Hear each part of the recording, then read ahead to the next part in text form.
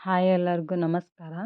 ಇವತ್ತಿನ ವಿಡಿಯೋದಾಗ ಒಂದೊಳ್ಳೆ healthy snacks recipe ಹೆಂಗೆ ಮಾಡೋದು ಅಂತಂದು ಹೇಳ್ಕೊಡ್ತೀನಂತ. ಅದಕ್ಕೂ ಮುಂಚೆ ಇನ್ನೂ ಯಾರ್ಯಾರು ನನ್ನ ಚಾನಲ್ ಸಬ್ಸ್ಕ್ರೈಬ್ ಆಗಿಲ್ಲ ಅಲ್ಲ, ಜಲ್ದಿ ಹೋಗಿ ಸಬ್ಸ್ಕ್ರೈಬ್ ಆಗ್ರಿ. ಮತ್ತು ಈ ವಿಡಿಯೋ ಇಷ್ಟ ಆಗಿದ್ರೆ ಒಂದು ಲೈಕ್ ಕೊಡೋದನ್ನು ಮರಿಬೇಡ್ರಿ.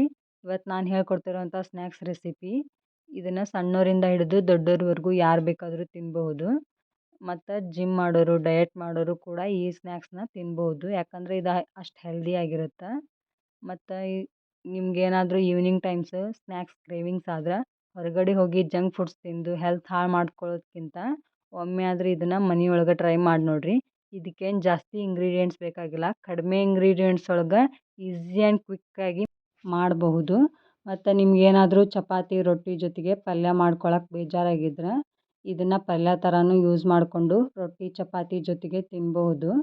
ಮತ್ತ್ಯಾಕೆ ತಡ, ವಿಡಿಯೋ ಸ್ಟಾರ್ಟ್ ಮಾಡೋಣ ಅಂತ ಬರ್ರಿ.